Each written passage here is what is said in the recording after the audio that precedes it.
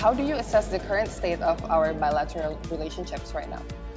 Iran and Indonesia has always had very close and friendly relation, and also in the field of the economy, we are doing our best to make it better. Some Indonesian companies are ready to go to Iran and work with Iranian sites in the field of the coffee and chocolate and everything. So we are negotiating right now, and I hope that this negotiation would be very fruitful and we will witness the actual cooperation in the near future. Iran and Indonesia are very important middle powers in the region of Western Asia and Southeast Asia, and we have a very big role to make and prevent the peace and stability in these two regions.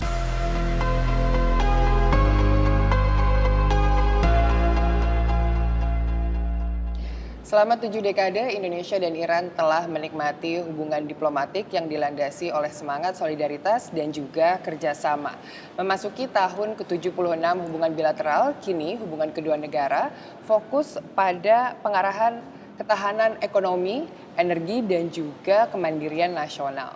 Selamat datang di International Corner Antara bersama saya, Arya Sindiara.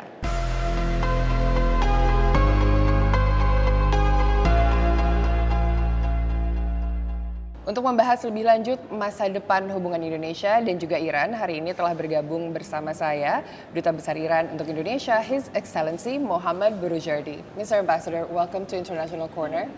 Thank you very much, and good morning to you and all your audience. Good morning, and thank you so much for coming into our newsroom today. And I'd like to jump straight into our bilateral relations and economic cooperation today.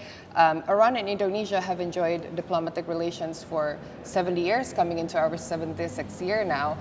How do you assess the current state of our bilateral relationships right now? Yeah, actually, as you know that Iran and Indonesia relation is not limited to 75 years or 76 years. Iran and Indonesia has always, during the history, had very good relation with each other.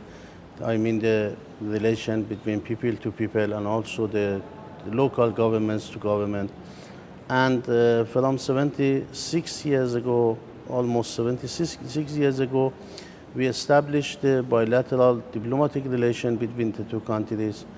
And until now, we had no political problem with each other. We have always had very friendly relation between the two countries.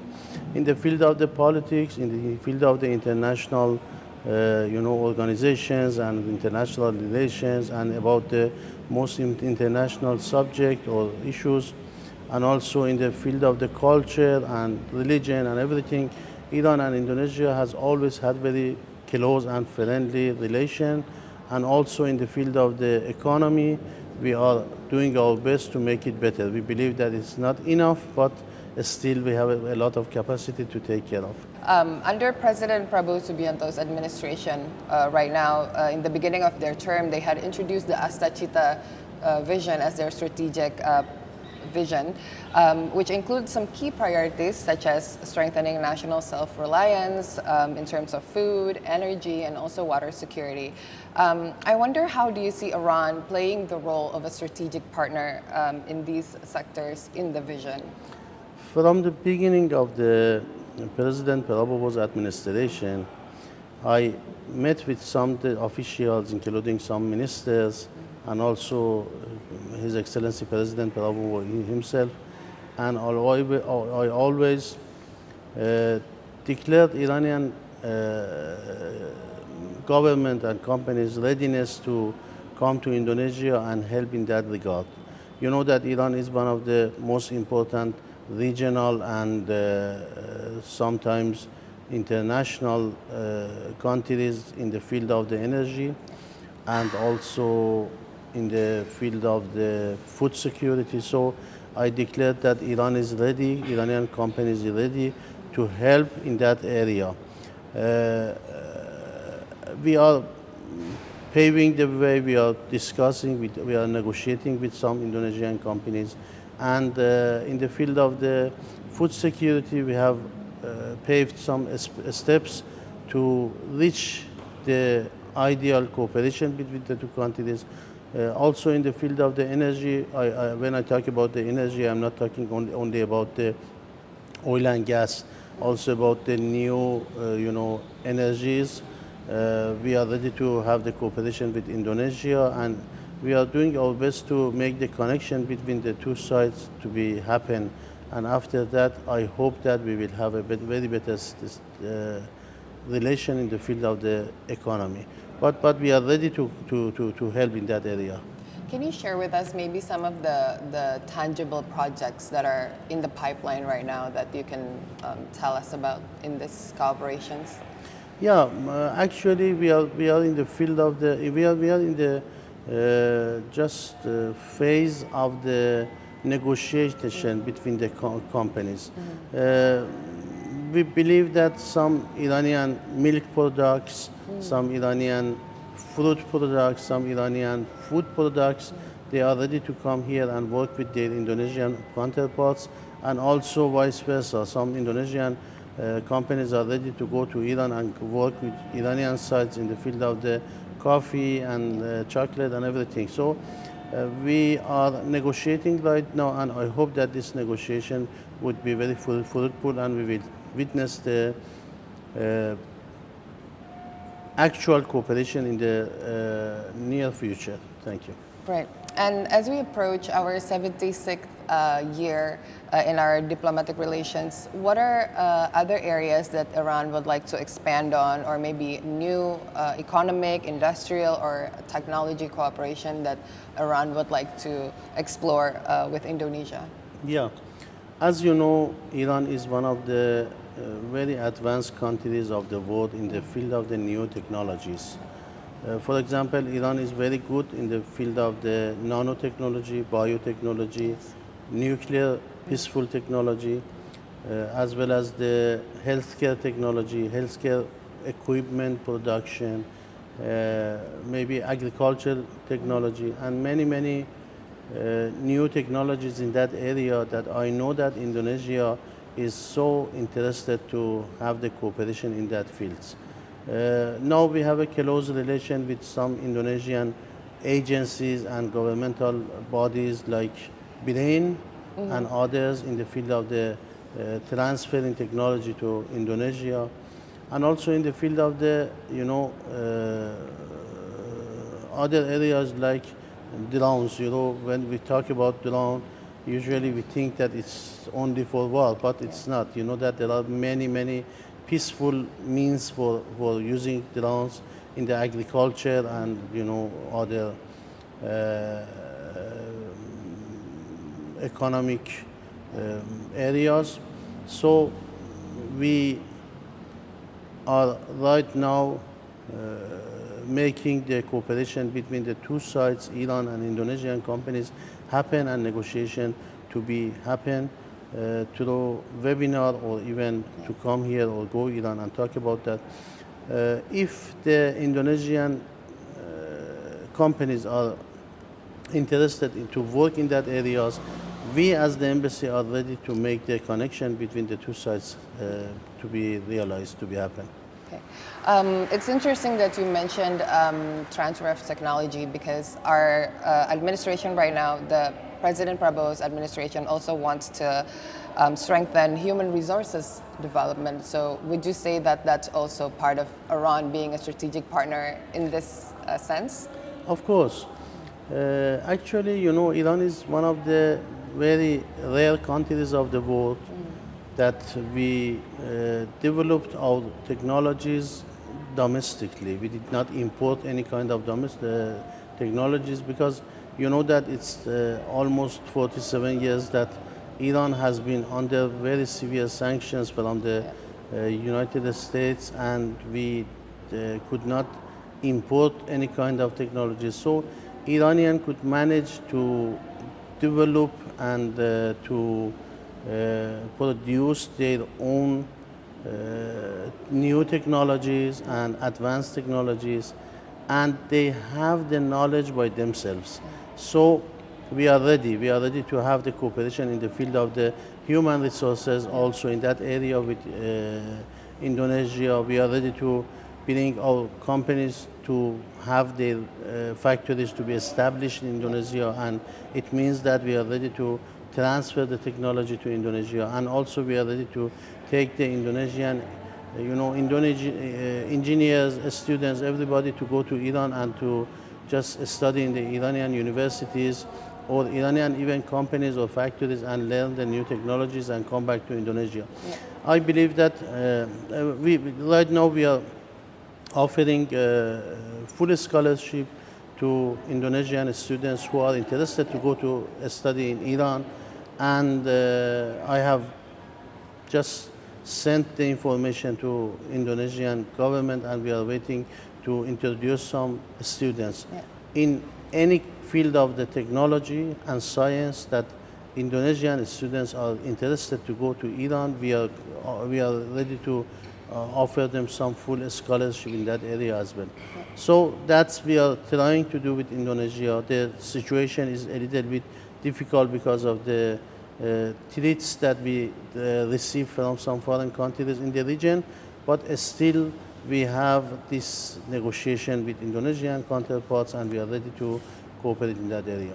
All right. Mr. Ambassador, thank you so much for your insightful answers. That's the end of our first segment, but we still have 2 more segments where we'll talk more about global and regional issues. So thank you so much for joining us for our first segment. Thank you too. Thank you very much. Thank you so much.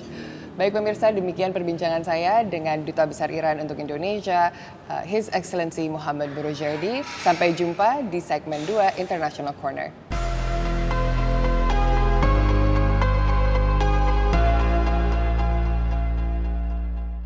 A program that brings the world to your screen through insightful dialogues, exploring various issues with international figures.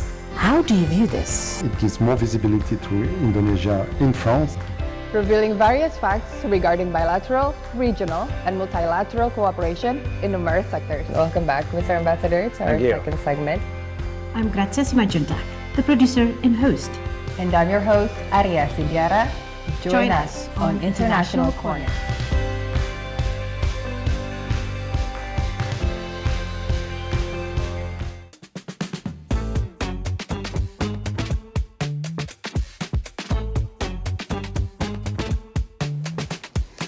Obrolan seputar isu paling hangat jangan dengar dari sembarang sumber. Di sini, podcast yang mengundang narasumber pakar dan ahli terpercaya. Podcast Antara on the record, podcast Antara close up. Simak ya, hanya di antaranews.com/video dan YouTube Antara TV Indonesia.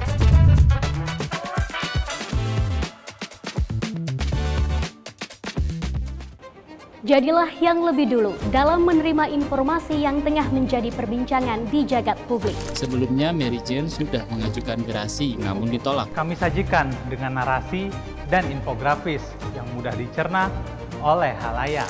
Desain mengotak dengan streamline-nya membuatnya tampak gahar sekaligus elegan. Saksikan hanya di Perantara, tayang setiap hari Minggu di portal antaranews.com. Dan setiap hari Senin di kanal YouTube Antara TV Indonesia. Pastikan tidak ketinggalan setiap episodenya.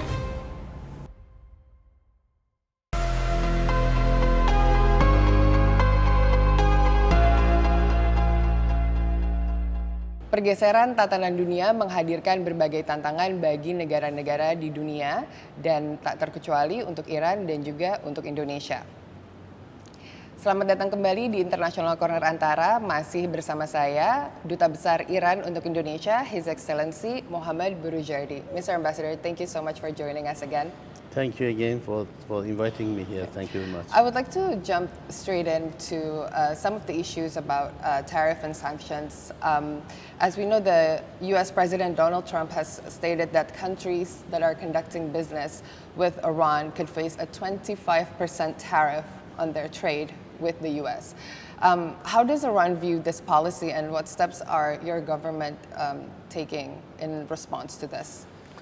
Yeah, actually, at the moment that I am talking to you, there are many countries, maybe more than 100 countries that we have economic relation with them, and they have no problem about what United States says.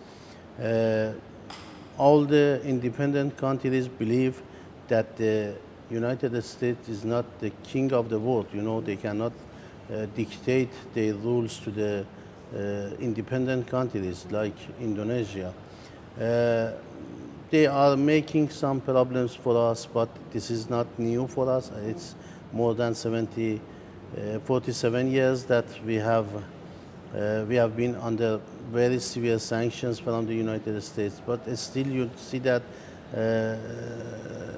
not only we have a better economy, we have a better country, but also you can see that Iran has been improved itself, has been developed itself. You can compare Iran today with Iran 75, 76 years ago. You can see that everything in the field of the education, also technology, also economy, and all of them has been developed a lot. So all the world believes that whatever the big powers dictate is not compulsory to, you know, just obey. And nowadays also they are threatening other countries. They are trying to make cautions for the companies to come and work with Iran, but still you know that we have our relation with the other countries. I tell to the Indonesian countries that don't afraid, they can do nothing, and any company and any country that has regular relation with Iran, they are benefiting a lot. So please do not make sanctions on yourself. That's what I am assessing about that. Thank you. All right, sir. But beyond sanctions on Iran, perhaps, the U.S. tariff policies are also expected to affect global trade dynamics in a more broad sense. I wonder how you view countries such as Indonesia and Iran can work together to mitigate these impacts and also prevent escalating trade tensions. Yeah, you know that during maybe a few months or 1 or 2 years, this kind of threats has affected the global economy a lot, and many of the countries are suffering from the threats that they receive every day about the tariffs and everything in the world.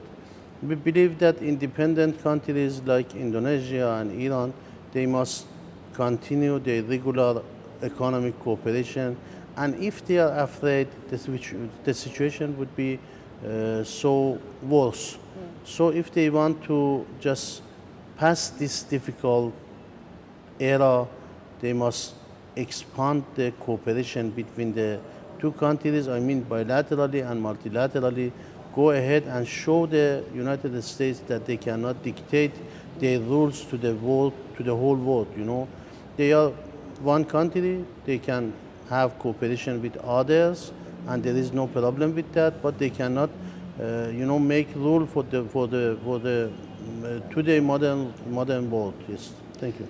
Right, sir. I'd like to move into the issue in Palestine, on the situation in Palestine.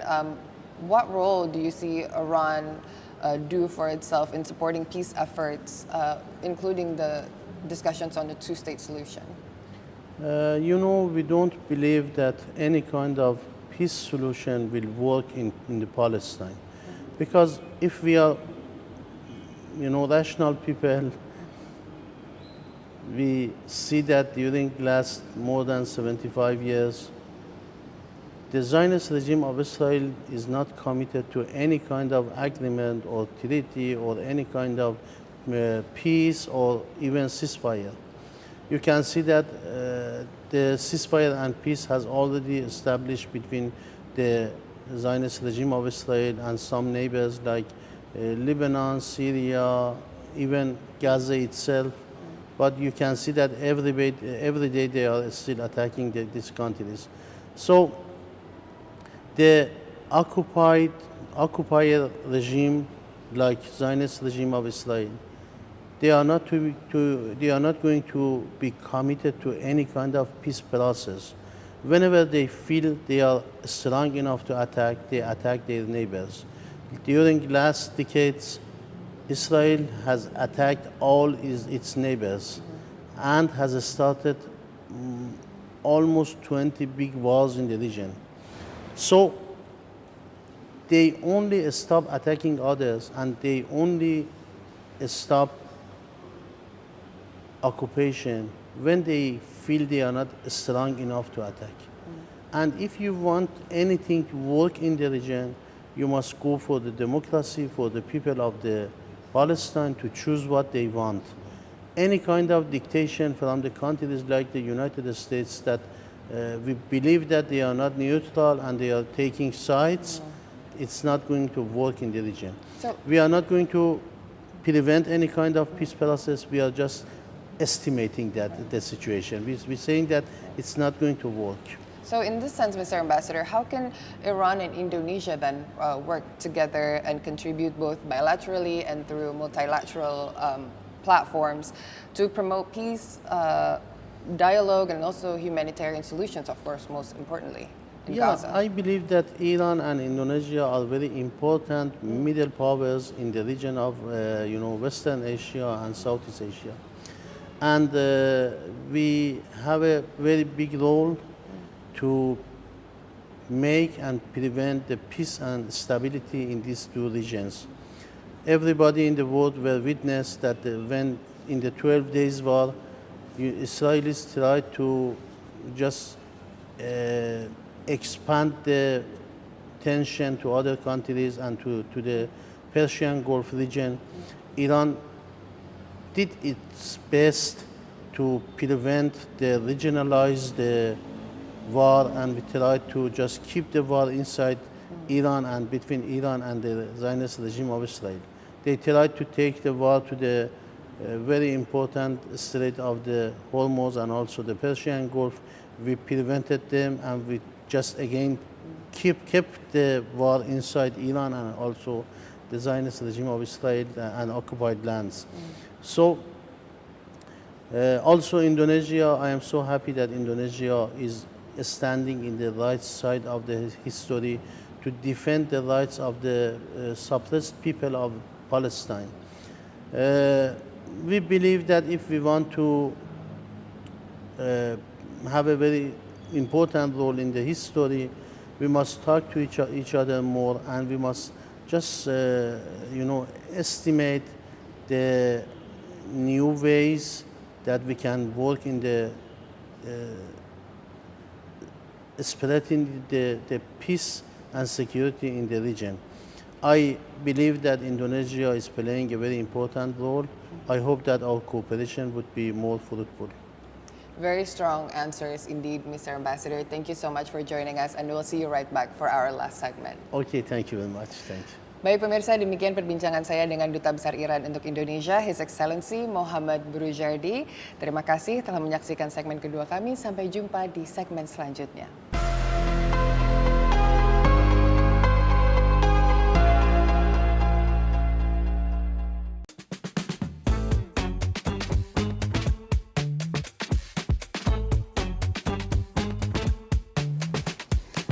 Obrolan seputar isu paling hangat, jangan dengar dari sembarang sumber.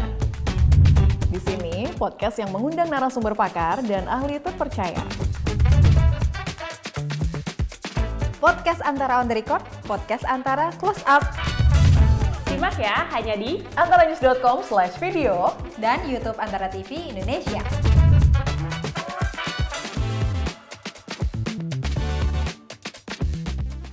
A program that brings the world to your screen through insightful dialogues, exploring various issues with international figures. How do you view this? It gives more visibility to Indonesia in France. Revealing various facts regarding bilateral, regional, and multilateral cooperation in numerous sectors. Welcome back, Mr. Ambassador, to our second segment. I'm Grazia Simajuntak, the producer and host. And I'm your host, Arya Sidiara. Join us on International Corner.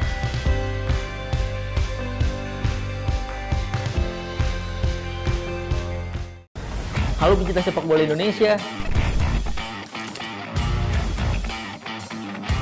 Tahu nggak, di 1952 ada Tony Pogas nih. warga negara Yugoslavia yang harus lewati lobby politik dulu untuk latih timnas Indonesia. Nah, itu baru satu fakta. Masih banyak lagi hal seru dan fakta menarik tentang sejarah dan sosok-sosok penting sepak bola di tanah air. Saksikan hanya di Sport Antara.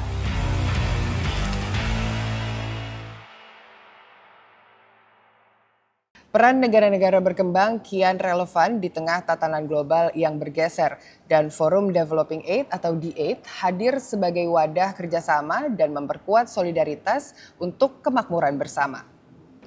Selamat datang kembali di International Corner Antara bersama saya Asia Tenggara. Hari ini masih bersama saya Duta Besar Iran untuk Indonesia, His Excellency Mohammad Boroujerdi.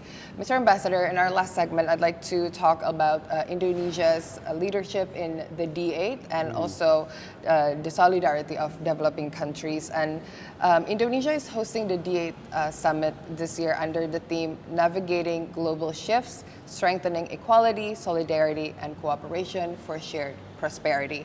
How do you assess the relevance of this theme in addressing, current global challenges that we're facing? Yeah, I think it's very relevant in this situation that the world is facing some kind of chaos, and also with the bullying of some big countries in the economic area. We believe that the countries, the independent countries and also Islamic countries that actually are 9 countries right now, they need to have more cooperation, solidarity and closeness to just face the new situation in the economic era. Because you know that in 1997 that the D8 group has been formed. The main goal and a scope for the group was to reach some kind of cooperation in the field of the economic development. Yeah. I believe this is the time that all the plans and all they were thinking about must be realized, must be formalized, and they have to go actually to some kind of economic cooperation. We believe that this kind of gathering in the world will help the countries to cooperate with each other and just get some kind of better situation and development. What are Iran's expectations and aspirations maybe for Indonesia or regarding Indonesia's leadership in the D8 during the 2026-2027 period? Yeah, Indonesia has shown that they are very good in the managing this kind of situation. You know that from 1997, 1998, that the economic crisis in the world happened until now. Indonesia has always kept its economic growth in a very good condition, and also for cooperating with other countries like ASEAN, APEC and others. Indonesia has shown that it is a very cooperative country and a country that care for the solidarity and cooperation between the other countries. So I believe that the presidency of Indonesia on D8 group will help this organization to be managed better, and the cooperation between the member countries to be much better than before. Right. How do you view the future prospects for trade and investment among the members of D8, including the role of the PTA, the Preferential Trade Agreement, especially maybe in the middle of the global economic slowdown right now? Yeah, and as I mentioned before, the other countries treats for more tariffs, for making some tariffs and non-tariffs problems for the regional and international trade is not bonding, If the countries like D8 group, they decide to cooperate with each other, they can have many ways, tariff and non-tariff ways, to make the cooperation to be easier and formalized between themselves. For example, if they reduce the tariffs between themselves, so even any kind of tariff threats happen from outside, from United States, from other countries that try to make problem for the international trade and investment, does not work anymore because they have their, domestic and internal cooperation already, and they are not going to obey any kind of tariffs from outside this grouping. So it makes them to have the cooperation between each other without any fear from outside about the tariffs or even non-tariffs barriers. So maybe taking back into the talks on peace in the region, as developing nations, what do you think can be the concrete coordinated actions that the D8 member states can take in order to provide meaningful support for the Palestinian cause? I always say that we decide about something that is not in our hand, and we don't decide about something we can actually do. If we are going to help the Palestinian people, we must help them through economic aids, as well as to make some economic sanctions on the occupiers that they are attacking the suppressed people of Palestine. In Gaza, everybody knows that around more than 75,000 people has been killed, that most of them are women and children. So that's the face of a human rights that we are just now witnessing in the world. If any country wants to help Palestine, if we decide about the peace, because one side of this peace, imagination does not believe in any kind of peace. So it is not going to happen. If you want any kind of peace to happen in the areas, you must put the pressure on the Zionist regime of Israel to stop occupying Palestinian lands, to stop attacking the lands, and to stop just attacking other countries, other neighboring countries. Recognizing the Zionist regime of Israel, I don't know how it is going to help the Palestinian people. You are going to go and recognize some occupiers as the state to help their enemies. I don't know how does it work. So if we really want to help the Palestinians, we must think of some kind of democracy in the land. Why the democracy and human rights and this kind of words is good for the rest of the world, but not for the Palestine. We must pass from this kind of double standards. If democracy is good, it's also good for the suppressed people of Palestine. Just let them to come and choose what they want. All of them. No problem if they are Muslim, they are Jewish, they are Christian and other religions. No problem what kind of, race they are from, what kind of religion they are from. All the Palestinians, including all the religions, come together, just participate in a general election, and whatever they choose, everybody, including us, we are going to accept that. We believe that the only way that we are going to help the people of Palestine is to just put away the double standards and go for the real democracy and real caring for the human rights in that area. Thank you. In the end of the day, we all want real peace in the region and in the world, right, Mr. Ambassador? Inshallah. Thank you so much, Mr. Ambassador, for joining us. That is the end of our third segment, and we've had such wonderful discussions, and I hope that all of these can also lead to success to stabilization and peace, and also the leadership of Indonesia in the D8.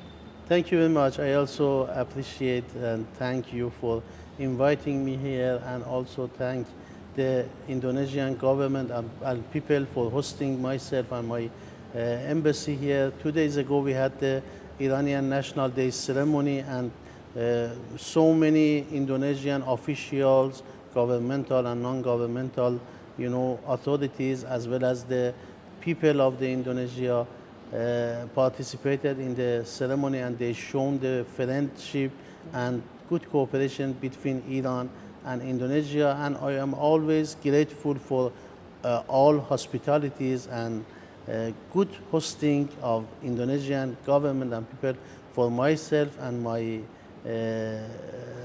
colleagues. Thank you very much. Thank you so much. And you're always welcome here. Thank you, Mr. Ambassador. Thank you very much. Thank you. Baik pemirsa, demikian perbincangan saya dengan Duta Besar Iran untuk Indonesia, His Excellency Mohammad Boroujerdi. Terima kasih telah menyaksikan International Corner. Sampai jumpa di International Corner berikutnya.